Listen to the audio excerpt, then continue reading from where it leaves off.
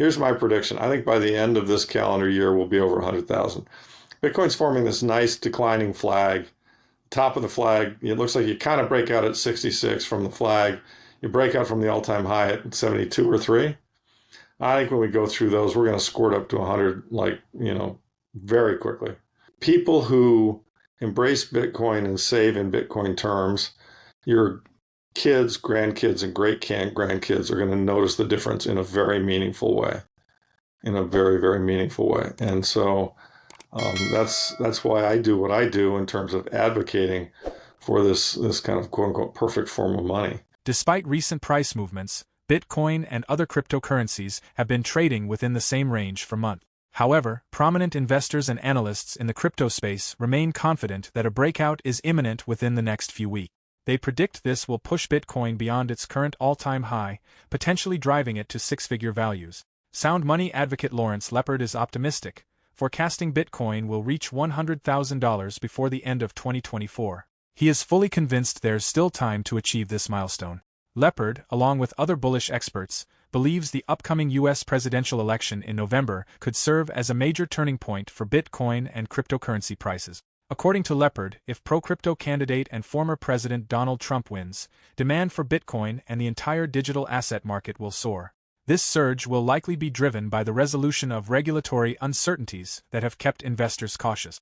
In his latest interview with Stephan Livera, Lepard also discusses the world's rising inflation issues and stresses the urgent need for hard assets like Bitcoin and gold as a hedge against economic instability. Stop. You don't have time. Don't miss out this 2025 bull run. Educate yourself first ahead of the crowd. We have created the ultimate step-by-step crypto cheat guide that will guide you this bull run. Unlock the secrets of crypto and make smarter investments today. Now by clicking on the link below to get your exclusive copy just under $10. From what I can see, if this is a fair election, and that's a big if, we'll discuss it in a minute, Trump wins this. I think that, enough of the country is hurting badly enough based on the economy, the inflation, the economic policies of the administration, that they're going to say, get me out of this. I want out. I want to go to the other side. So that's my gut, feeling right now. However, I've read and seen and investigated, all the shenanigans that happened with the last election. And, I recognize that it's probably, 4 or 5 states, and within that, maybe 4 or 5 counties per state. So, I think if you could, jam 20, absentee ballots into 20 counties, you might be able to influence the outcome of the election. So this is what Stalin said: it's not who votes, it's who counts the votes. And I hate to be that cynical, but I don't put anything past the other side. I mean, two attempts have been made to murder, Trump, and his being president again is really kind of existential for a lot of people.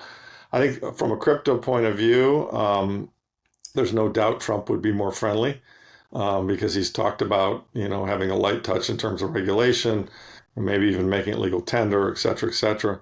I wasn't thrilled when I saw him announce that he's going to do his own Trump shitcoin, which, some guys, it's just, you can't get to certain people, right? I mean, he likes to try and make money, and he likes to promote people, and it's in his nature.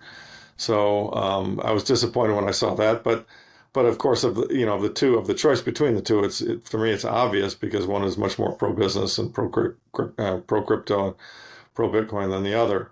I mean, I think on the other side, as we were discussing before the show, they took down Silvergate, Elizabeth Warren's anti-crypto army. They've tried to block a lot of the on-ramps. I'm an investor in custodian. Caitlin's had an enormously difficult time.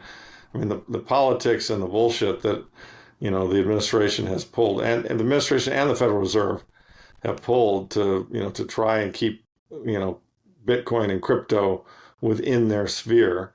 It's outrageous. And if we had fair courts, we'd be winning enormous damages, but my sense is we don't have fair courts either. So, but honestly, I can't tell how it's all going to shake out. I mean, the bull case for Kamala is the abortion issue, is a hot button for a certain portion of, on both sides, and the fact, there are women who are, irrespective of where they are on the economy, they're going to vote that single issue, and they feel like there's a lot more women's choice and freedom and reproductive rights and so on and so forth. And you can call it whatever you want, but they feel much more comfortable in the Democratic Party. So I think if the Republican Party kind of got their act together on that particular issue and arrived at some decent compromise, the Democrats would be just completely dead. But that's the one issue that I think gives Kamala a little bit of strength. So we'll just have to wait and see. I mean, we're going to know very, very soon. No matter what happens, the other side's going to be very upset and probably claim fraud, and we'll have to see. I certainly hope that Trump wins. I intend to vote for him. I vote in Florida, and I intend to vote for him. So, but we'll see. It's a tough call. I mean, one thing I will say on both of them, though, I don't think.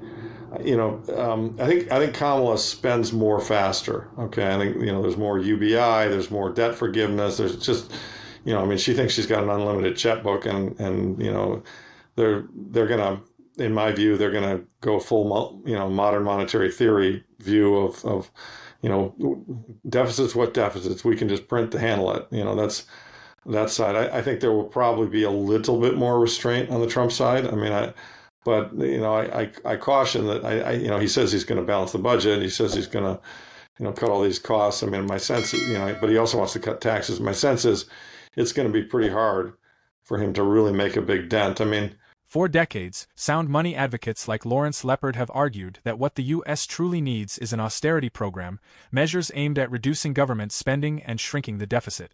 During election seasons, politicians frequently promise long-term solutions to these issues, claiming they will bring about change once in office. Yet, these promises never materialize. Even key figures within the system, such as Federal Reserve Chair Jerome Powell, are beginning to acknowledge the problem, stating that urgent solutions are needed. Powell has called for an adult conversation among politicians about the debt crisis. However, it is widely understood that this discussion is unlikely to happen. Instead, politicians will likely choose the easier path, continuing to print money and devalue the currency until an economic collapse becomes inevitable. This is why Lepard emphasizes the importance of advocating for hard assets like Bitcoin and gold.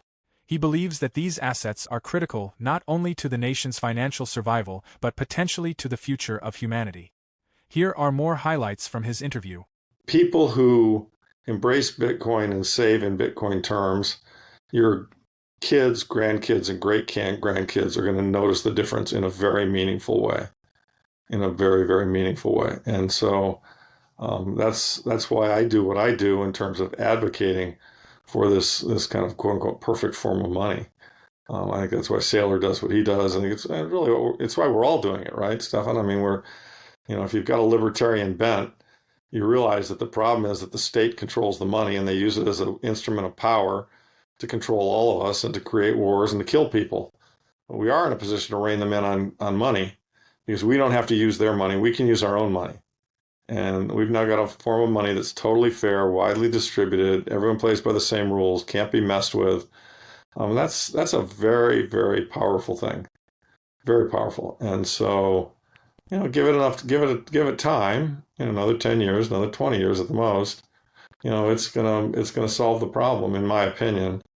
So we're going in the right direction, but I know it's frustrating. I mean, a lot of people will say, hey, we're stuck at 58,000. Well, yeah, we are. It's annoying. But I said, I was with Natalie and James yesterday, and I said, here's my prediction. I think by the end of this calendar year, we'll be over 100,000. Bitcoin's forming this nice declining flag. Top of the flag, it looks like you kind of break out at 66 from the flag. You break out from the all-time high at 72 or 3. I think when we go through those, we're going to squirt up to 100, very quickly. So, and I think the gold is a tell. The gold hitting records, and the awareness on the part of a larger and larger part of the world that something's wrong. I mean, the disconnect is, you've got guys like Krugman tweeting, "Hey, we've done it. We've landed the plane. 2% inflation, 3% inflation. It's all good. Everything's great." And I tweeted back to him. I said, "Yeah, okay. If that's the case, then why is gold at a record high? If you successfully landed the plane and inflation's under control, then the price of gold should be going down, not hitting new all-time records, right? It's hitting new all-time records because it says you guys are debasing the currency and you're going to have to debase it more in the future. That's what gold is telling us right now. I don't think there's any doubt that the governments will try to keep the system functioning. And if the release valve is inflation, so be it. The economy's going, ticking along, but it's inflationary. I think there's a possibility though that they lose control of that inflation on the next one, and that's really the issue. The issue is, we're in a period here where we're shifting from everyone believing in the deflationary trend in the stock market, which we had for 40 years, and the correct choice was always to quote unquote buy the dip, because really, if you bought from 2008 onward, if you bought the dip in the S&P, you've been rewarded. I mean, it might have been painful when you did it, but you've been very, very well rewarded. And that's all because the overall deflationary trend was in place and interest rates were lower, so stocks were the best alternative. I think as we've turned the corner here on that issue, and you see it other places too, like you've got this potential dock workers strike, and labor all over the world is realizing that their purchasing power just got destroyed by 40%. And guess what? They want to share. They're like, okay, you want to keep the economy running? That's great. You're going to increase our salaries a lot. And, the dock workers want 60 to 70% over 10 years. Well, even if you take that, divide it evenly and say it's 6% a year, that's a lot more than 3. So we've entered an inflationary world, and in my opinion, and so that's what's going to, ultimately create the problem, because the government has to sell bonds in order to finance these deficits, and they want lower interest rates, and so they will. I think Powell's going to continue to chop rates. I think he's going to take them down 50 at the next meeting and 50 at the meeting after that, because he knows that with federal debt the way it is, that, the $1.2 trillion run rate on the interest cost is just destroying the budget, and they've got to get that down. Now, they're going to get it down in the form of doing more short-term bills, because no one wants to buy the long stuff. As much as we hope for big moves to happen overnight, we must remember that they won't occur while market sentiment is still high and people are making confident predictions. It's only when the market becomes chaotic, leaving even the most seasoned analysts doubting themselves, that significant moves will finally begin, pushing Bitcoin first past $70,000, then $80,000, and eventually towards 6 figures. Thankfully, we're starting to witness the early stages of this uncertainty. Renowned macro analyst and former Goldman Sachs executive Raoul appears to be one of the first to give up on making predictions. In a recent post on social media platform X, Powell humorously banned himself from predicting Bitcoin's breakout, stating, "Bananas are shy fruits," a reference to his previous banana zone predictions. The post reads, "Okay, everyone, including myself, making predictions on when this Bitcoin range breaks are banned until further notice. Bananas are shy fruit." Posts like this signal that the banana zone is approaching, but the moment will be fleeting, ending as quickly as it begins. This is why it's crucial to hold on tightly and ride the wave to the very end. Share your thoughts on Larry Lepard's interview and Raoul Pal's tweet in the comments below. For more Daily Dose Crypto news, check out these 2 awesome videos on your screen. Click now and we will see you on the next video.